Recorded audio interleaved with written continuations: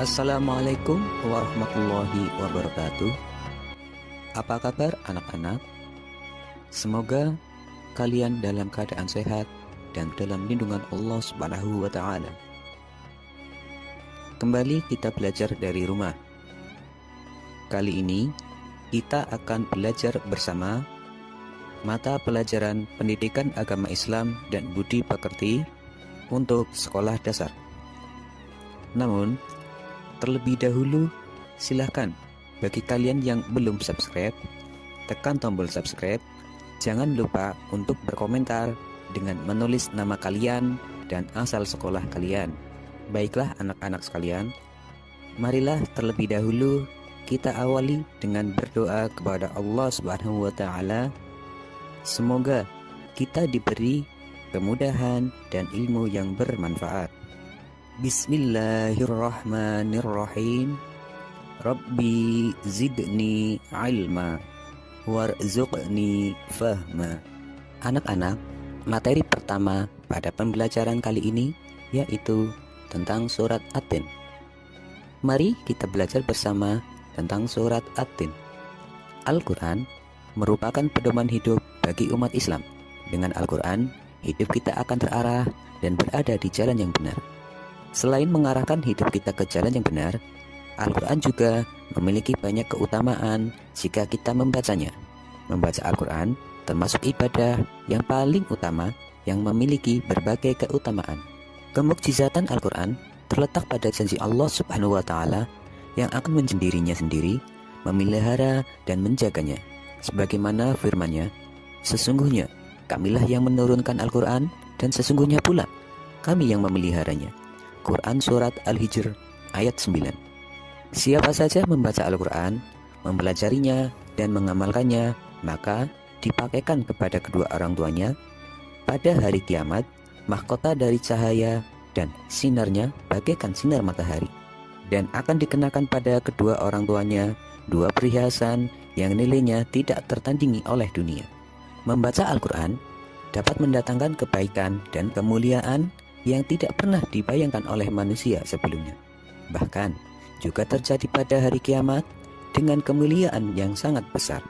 Selain itu, membaca Al-Quran juga dapat menenangkan pikiran dan serta cara agar hati tenang, dan dapat pula menjadikan rasa cinta terhadap Allah Subhanahu wa taala terhadap semua nabi menjadi lebih kuat, sesuai dengan firman Allah taala yang dinyatakan dengan jelas dalam surat Ar-Ra'd pada ayat 28. Tata cara membaca Al-Quran dimulai dengan isti'adhah dan basmalah. Kemudian, cermati dengan baik Al-Quran surat At-Tin berikut ini. Bagi yang sudah lancar membaca, langsung saja membaca dengan tartil. Tartil artinya membaca sesuai dengan kata, tanda, dan barisannya. Dibaca dengan tenang, tidak tergesa-gesa, serta memperhatikan ilmu tajwidnya. Anak-anak, marilah kita bersama-sama membaca surat At-Tin.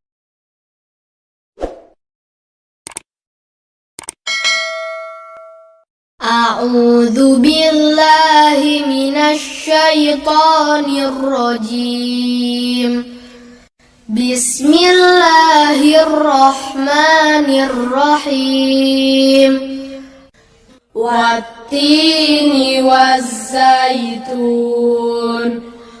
wa turi sinin wa hadzal baladil amin. Laqad khalaqnal insana fi ahsani taqwim. Thumma radadnahu asfala safilin. Illal ladzina amanu wa amilus salihati falahum ajrun ghairu mamnun. Fama yukadzibuka ba'du biddin. Alaihissallahu bi ahkamil hakimin. Mari kita ulang bersama-sama.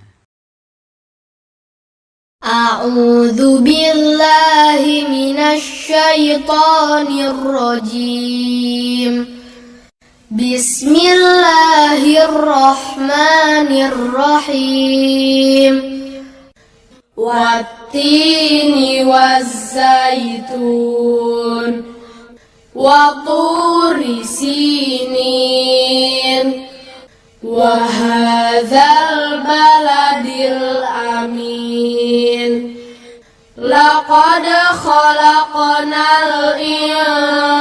الإنسان في أحسن تقويم ثم رددناه أسفل سافلين إلا الذين آمنوا وعملوا الصالحات فلهم أجر غير ممنون فما يكذبك بعد بالدين أليس الله بأحكم الحاكمين. Cukup ya anak-anak. Yang artinya, aku berlindung kepada Allah dari godaan syaitan yang terkutuk. Dengan menyebut nama Allah yang Maha Pengasih lagi Maha Penyayang. 1. Demi buah tin dan buah zaitun. 2. Dan demi gunung Sinai. 3. Dan demi negeri yang aman ini. 4. Sesungguhnya kami telah menciptakan manusia dalam bentuk yang sebaik-baiknya. 5. Kemudian kami mengembalikannya ke tingkat yang serendah-rendahnya. 6. Kecuali orang-orang yang beriman dan mengerjakan amal soleh, maka baginya pahala yang tiada putus. 7.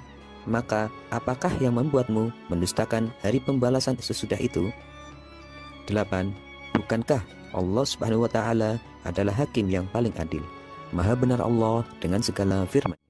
Anak-anak, di antara manfaat menulis Al-Quran adalah melatih keseimbangan fungsi otak kanan dan otak kiri.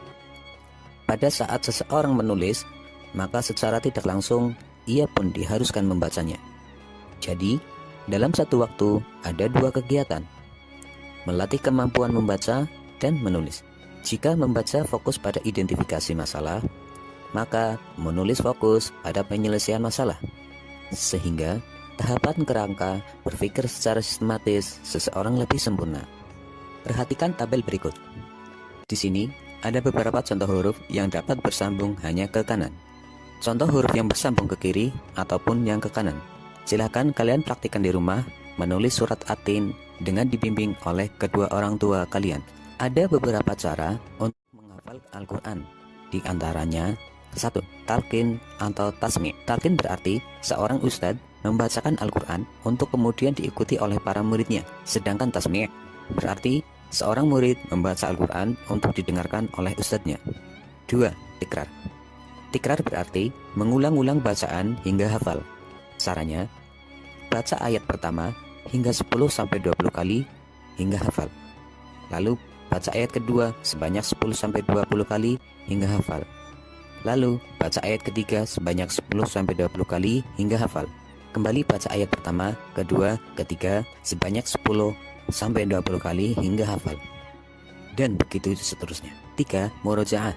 Murojaah sangat penting karena murojaah inilah yang akan meletakkan hafalan secara lebih kuat ke dalam benak kita. Setelah hafal, ulangi kembali bacaan tersebut. Inilah yang dimaksud dengan murojaah. Nama surat At-Tin diambil dari kata atin yang terdapat pada ayat pertama yang artinya buah tin.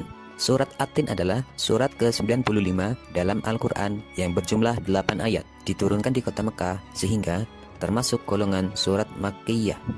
Para ulama tafsir mengatakan bahwa yang dimaksud dengan surat At-Tin ialah tempat tinggal Nabi Nuh alaihissalam di Damaskus yang banyak ditumbuhi pohon tin. Sedangkan Zaitun ialah tempat tinggalnya Nabi Isa alaihissalam di Baitul Maqdis yang banyak ditumbuhi buah zaitun. Bukit Sinai ialah tempat Nabi Musa alaihissalam menerima wahyu dari Allah. Letaknya persis berada di luar tembok Yerusalem. Sedangkan kota Mekah yang aman ialah Mekah Al-Mukarramah. Kota ini sejak zaman Jahiliyah sampai sekarang tetap terjaga dan terpelihara kesuciannya. Selain itu, Mekah adalah tempat pertama kali Nabi Muhammad SAW menerima wahyu. Kandungan surat At-Tin ayat pertama, tin adalah buah yang enak dan lembut serta cepat dicerna. Ia menjadi obat yang banyak manfaatnya, memperhalus fisik, mengencerkan dahak, membersihkan ginjal, menghancurkan batu pada saluran air seni, menggemukkan badan, dan dapat melonggarkan rongga hati dan limpa. Zaitun adalah buah yang memiliki keistimewaan karena kandungan minyaknya yang berlimpah sehingga dapat dipergunakan di daerah yang kurang memiliki minyak. Ayat kedua, Gunung Sinai terletak di semenanjung Sinai, lintasan antara tanah Mesir ke Israel, Arab, dan Mesopotamia. Gunung setinggi 2285 meter ini juga dikenal dengan nama Jabal Musa atau Gunung Nabi Musa. Karena di tempat ini Nabi Musa menerima wahyu pertama dan diangkat menjadi seorang rasul.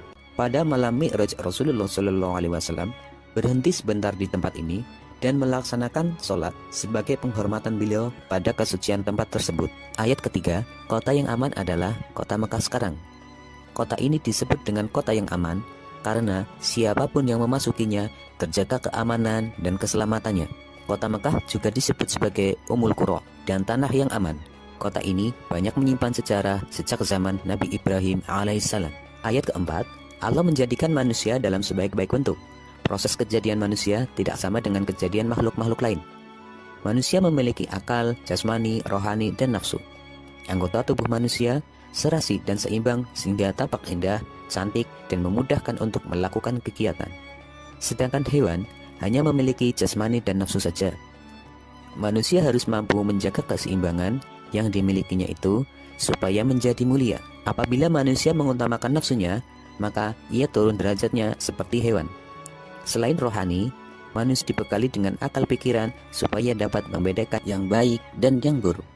Ayat kelima, Allah mengingatkan manusia sekalipun mereka sempurna tetapi dapat turun menjadi hina karena pengetahuan, sikap, dan perilakunya telah keluar dari aturan yang telah ditetapkan oleh Allah melalui Rasulnya. Ayat ke-6, orang-orang yang tidak pernah hina adalah orang yang beriman dan melaksanakan amal soleh. Orang yang demikian itu akan selamat dari kehinaan dunia dan akhirat. Ayat ke-7, pada hari kiamat nanti ada hari pembalasan terhadap perbuatan manusia yang baik dan buruk. Manusia seharusnya tidak meragukan adanya hari pembalasan, karena Allah sudah menunjukkan bukti-bukti Allah memberikan akal kepada manusia untuk berpikir tentang ciptaannya dan hati untuk merasakan iman. Pertanyaan Allah itu untuk mengingatkan adanya hari kiamat agar manusia tidak lupa dan lalai sehingga terjerumus dalam dosa dan kehinaan. Ayat ke-8, Allah Subhanahu wa Ta'ala adalah yang maha mengetahui, sebagus-bagus pencipta dan pengatur segala urusan. Allah yang memberi keputusan atas segala persoalan. Tiada perbuatan walau sekecil atom pun yang dapat terlepas dari pengadilannya. Pengadilan Allah adalah sebaik-baik pembuat keputusan. Allah Subhanahu wa Ta'ala Maha Pengasih kepada hambanya. Ia senantiasa mengingatkan agar manusia tidak lupa diri. Jika ternyata manusia masih melakukan dosa, maka karena keadilannya manusia akan menanggung akibat dan pembalasan atas dosanya itu. Allah Subhanahu wa Ta'ala juga telah menyiapkan kenikmatan bagi orang-orang yang menjalankan syariat. Anak-anak, mungkin hanya ini yang dapat Pak Guru sampaikan. Apabila ada yang belum jelas, silahkan tulis di kolom komentar. Insya Allah akan saya jawab secepatnya. Wassalamualaikum warahmatullahi wabarakatuh.